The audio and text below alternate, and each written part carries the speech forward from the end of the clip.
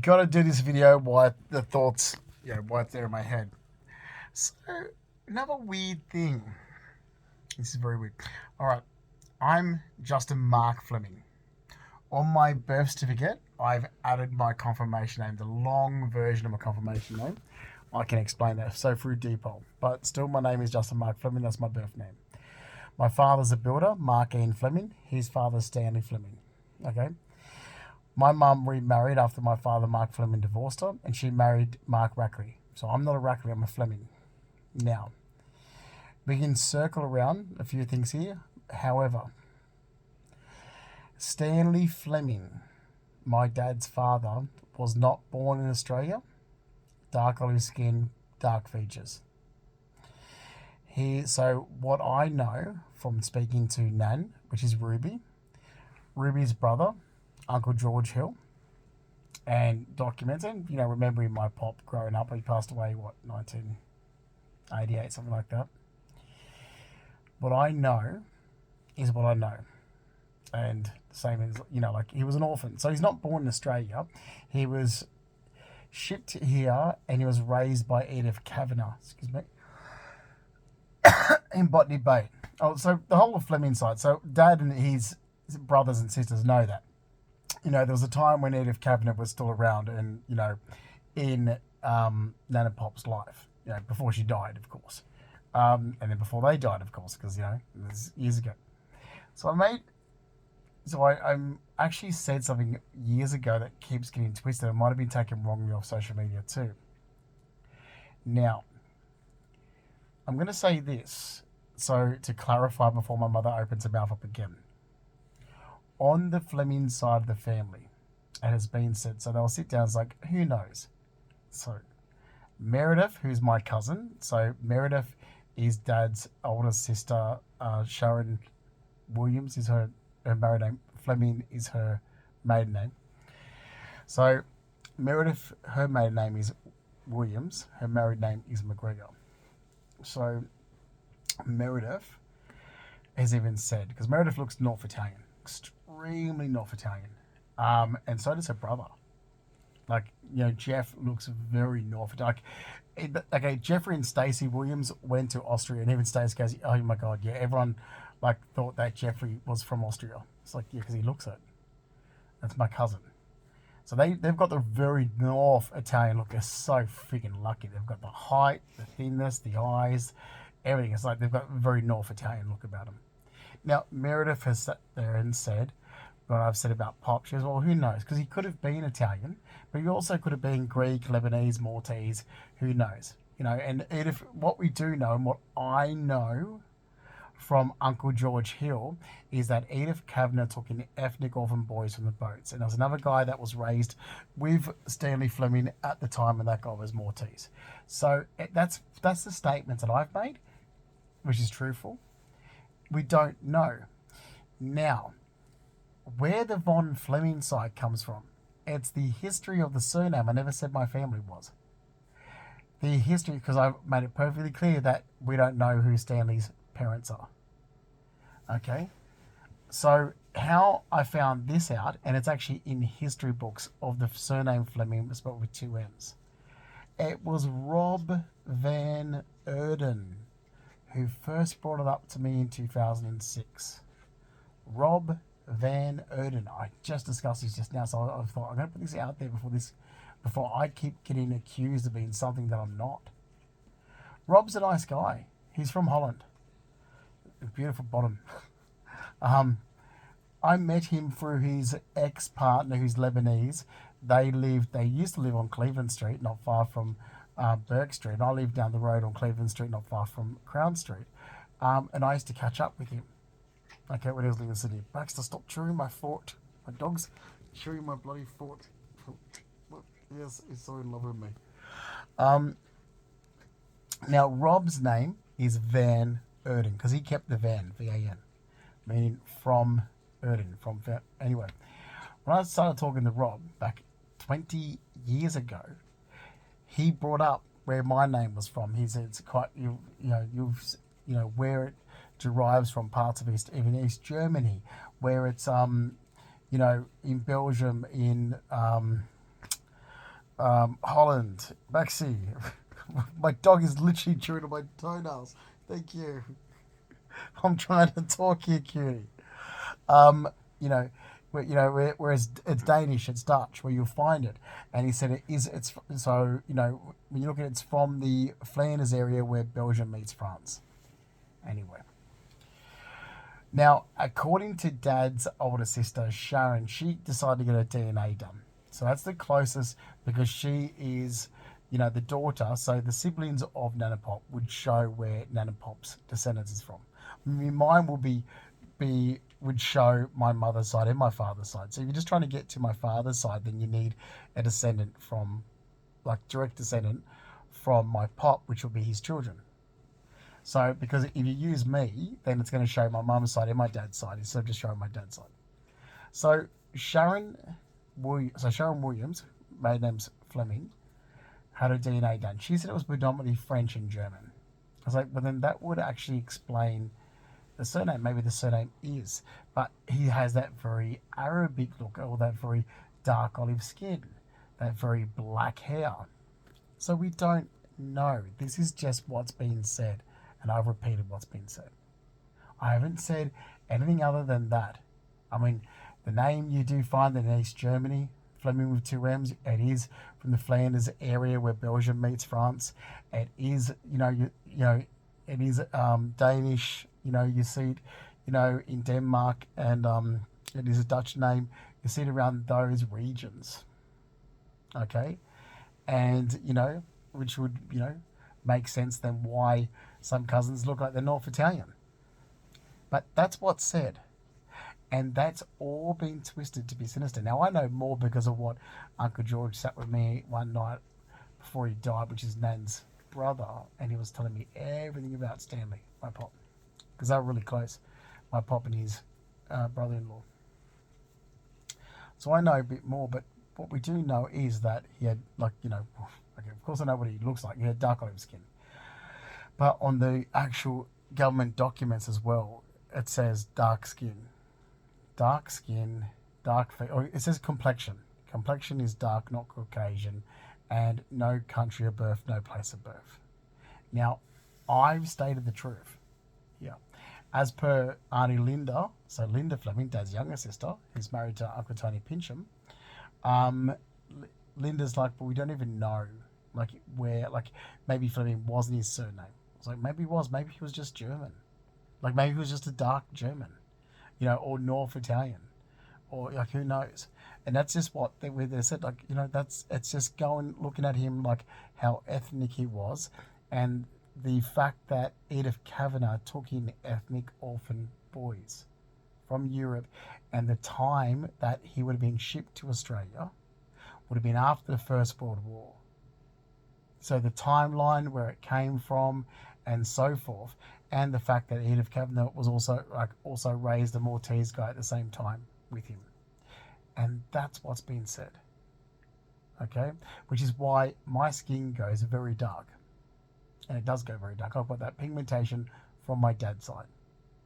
So if I go, he goes like a dark olive, if I go, well, I took a photo up to Dad of his father back a couple of years ago, just to ask him when it was taken.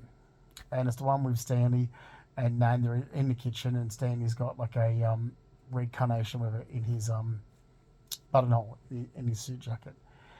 And Dad, Mark Fleming, said, "Oh, well, it's before he got sick. So he must have been in Parramatta." I'm like, "How can you tell?" He goes, "Because his skin's still dark." So my dad's there because my dad knows that his father had dark skin his entire life until he got sick. So my dad's father had very dark olive skin. He was a very dark man.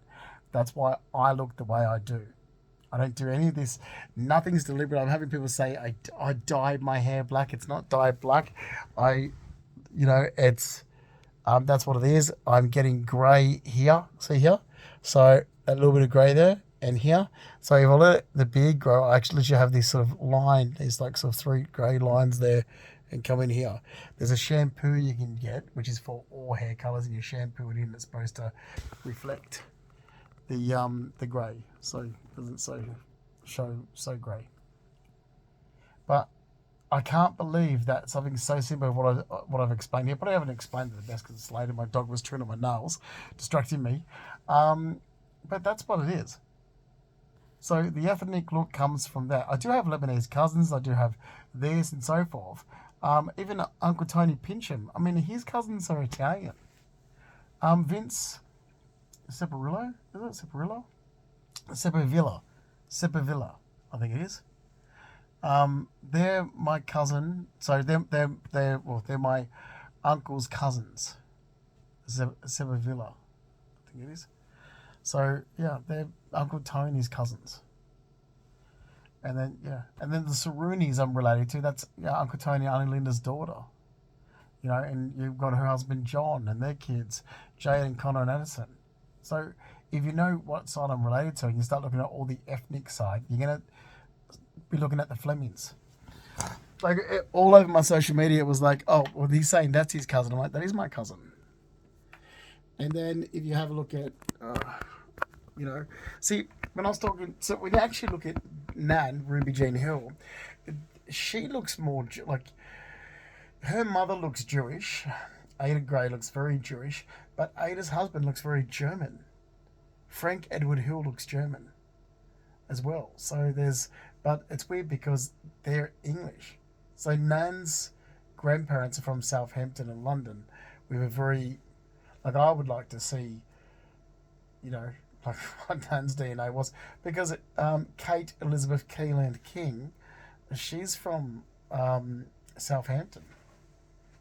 And then Nan's grandfather's from London. Nan's father comes from parents that are from Southampton and London.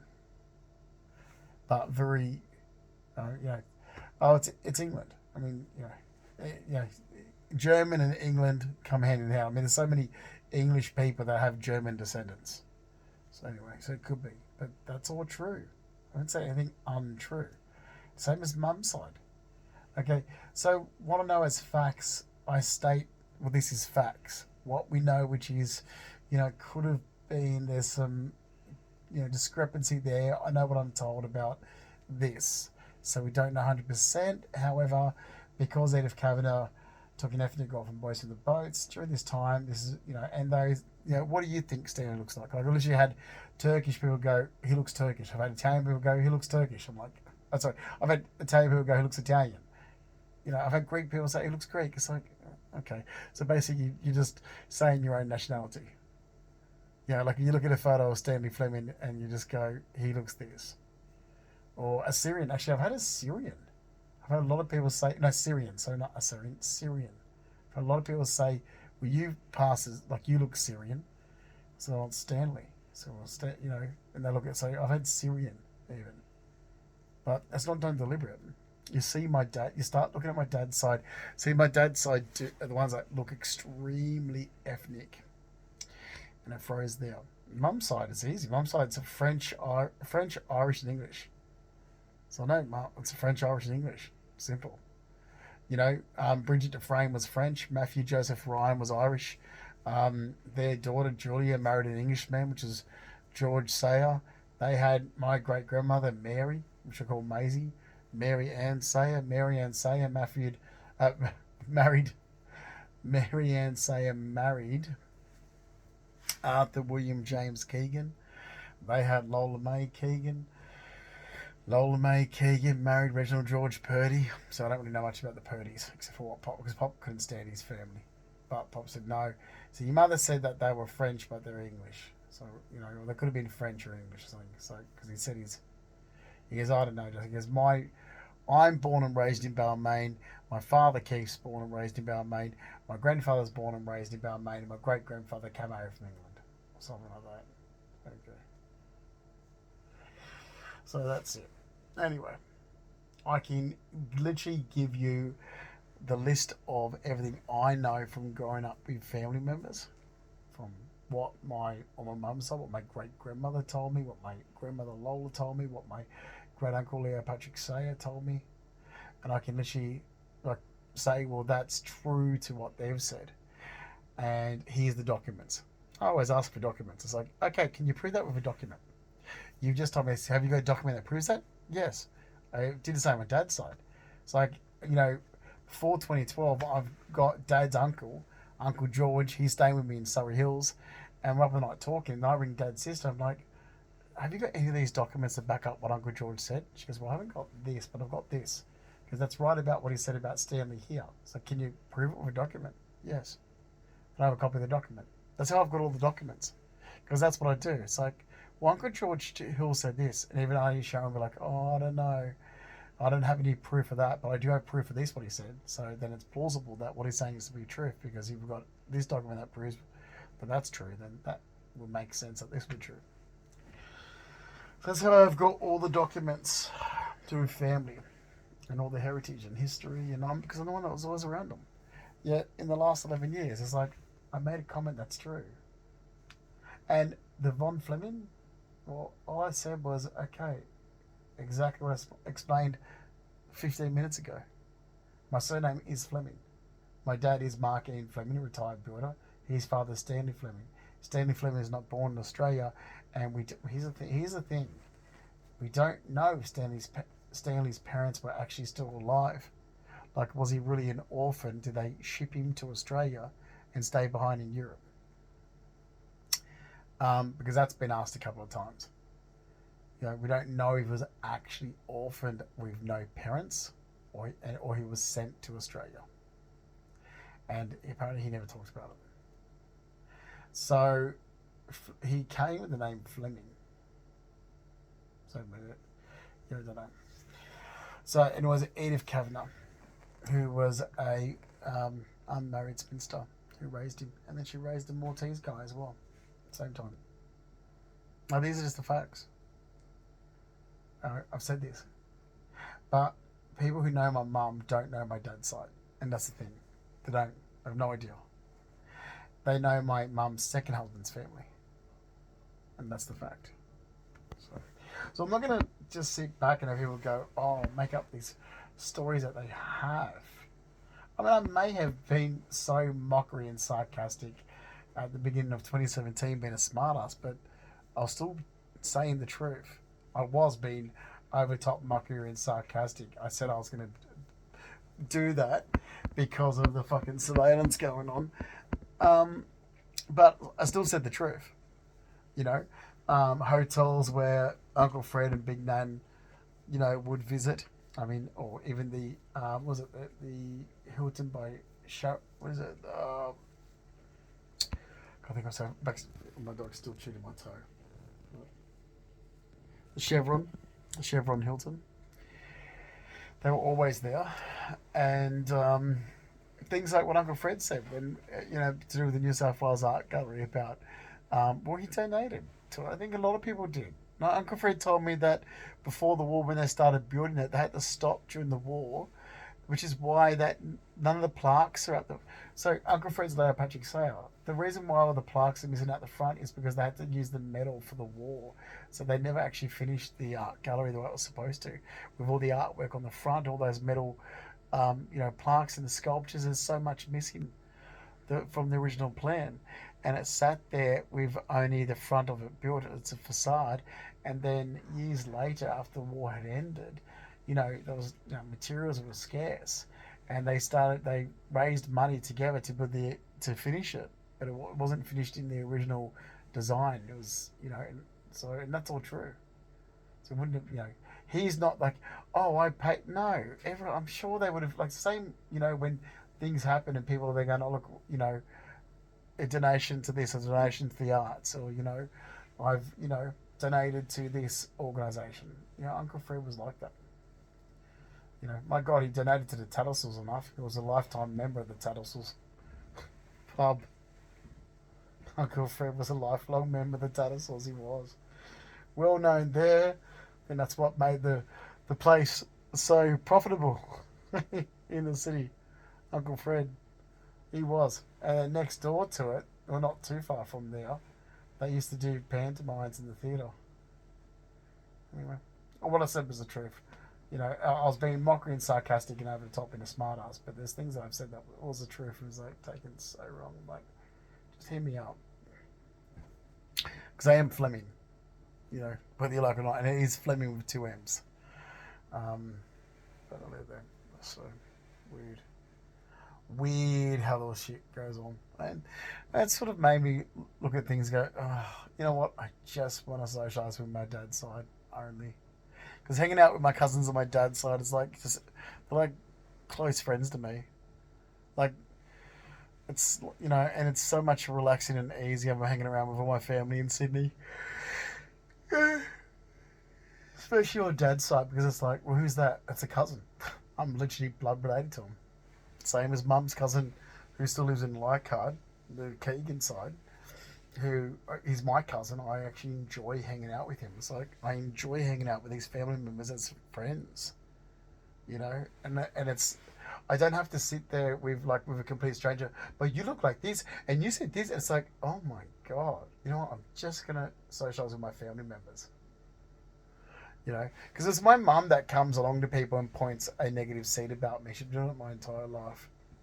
So I much prefer to be like, oh my god, if I had the money that Jeff and Stacey had, I would be buying near them in Shell Cove, and having the next door. No, look, probably not. If I actually had the money that they have, I'll be buying back in America, moving to America, and having them come and visit me. When I was walking around the zip line from Hudson Yard down to Chelsea and back, remember that little buffet that I made you walk? I was thinking about two people. Dad is a retired builder, because I was looking at, oh god, I can still, wish we were there. Fuck, what am I doing here? I can't stand being here. All the beautiful architecture. Oh god, Seabacks, while we're here, I fucking hate Australia. Anyway, I think of two people, especially when I was looking at the shed. Oh my god. Oh, the way that the creativity in design for the shed in Hudson Yard and the vessel.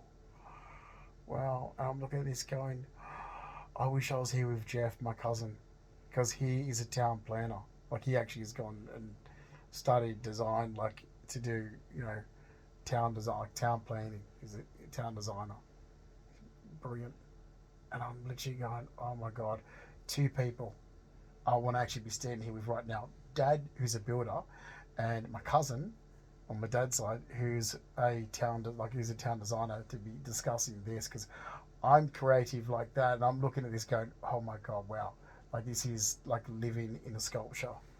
It's like the creativity and design, and there's Dad, who's the builder, and my other cousin. It's like you could sit there having,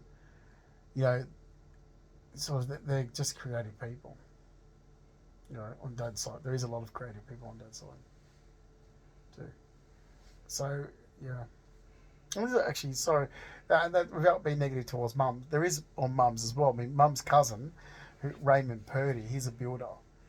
A really good builder, and that's actually Mum's. So he's Mum's cousin, but I call him Uncle Raymond because Nan and Pop adopted him. So Uncle Raymond his Mum's cousin became Mum's brother, because Nan and Pop lost two boys before Mum was born, and Pop, Reg's brother Raymond, there's another Raymond Senior. He was a rat bag or something, Nan said, so they raised Mum's cousin Ray Purdy, who lives in Lennox Head. But Uncle Ray, oh my god, he's a talented builder. He's so creative. The place in Lennox Head, because I remember growing up there at Lennox Head, this house, like, he would sit on this block of land and like he did the architect design of this house, and he actually designed it like to catch the light, like, like the windows were designed a certain way to catch the light coming in here, and it was the most amazing house. Like, if you look at, like, if you walk in, the way it's designed, and it's all split level to catch different, sort of views and sunlight, and such a talented builder. God, with all the, you sort of like think, wow, if you had have just harnessed that talent and put it towards a family company, you guys would be freaking awesome. Because even Mum's cousin, who just passed away last year, which is Sharon Newcomb, she was a nurse that's her trade, but she was the most amazing like interior designer that you'd ever see. Like the stuff that she did, and that was her hobby, interior design. Oh, the houses that she restored, stunning, like absolutely amazing. Like, you would just look at it and think, why don't you just go and do interior design? So there's the creativity on both sides. I've got to give credit for it's due. I put creativity into anything I do, don't I, Baxter? Whether it's making drinks or food or artwork or design or, don't I, Cutie? Yes. Everything's got to have a design purpose, flavour. Talk about that. Should we have some more of that pie that I made? I literally did the beautiful lamb with the roast sweet potato and beans and leftover, but I did that, but I also mashed up some more creamy mashed potato and made mint peas and filled it into a pie. So it's like a lamb roast dinner in a pie. It was so nice. Anyway, it literally tastes like eating a lamb roast dinner, but in a pie. Well, that, and then I did the most amazing pear tart tatin. Of course, with French cognac. I always do it with French cognac. I think that's my special ingredient with it, is the French cognac. The wine base, it gives that. That was really nice, this one.